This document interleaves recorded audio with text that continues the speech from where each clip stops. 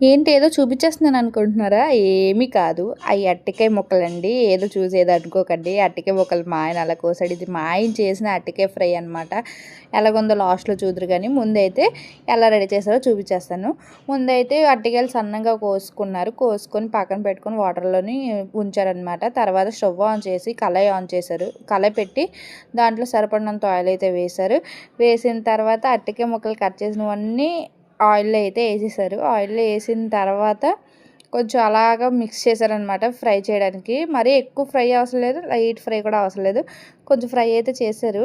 Fry చేసిన తర్వాత అందులో ఒక పక్కకు తీశారు. ఆయిల్ అంతా ఒక దగ్గర ఉందనమాట. అప్పుడు అందులో జీలకర్ర, కొంచెం పోపులు అండ్ తర్వాత ఎల్లుల్లిపాయలు ఒక 2 ఎండుమిరపకాయలు కూడా వేశారు. అవి వేసుకొని కొంచెం అందులోనే ఆయిల్ పక్కనలోనే వేయించారనమాట. అరటికాయ ముక్కలు నా పెనంలోని సైడ్‌లోనే ఉన్నాయి. కొంచెం కరివేపాకు కూడా వేసుకున్నారు.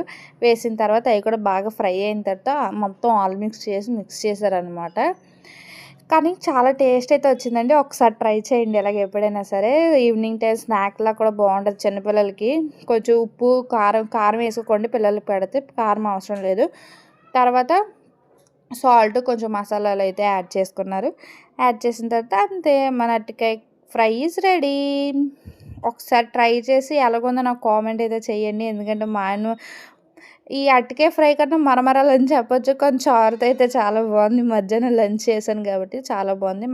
మాకు సరిపడినంత కారం అయితే వేసుకున్నాను. చిన్నపిల్లలకి ఎడితే కారం అయితే వేయకండి. ఓకేనా? Ready is my fry. నేను మీ లోకలమ్మాయి. సబ్స్క్రైబ్ చేయడం మాత్రం మర్చిపోకండి.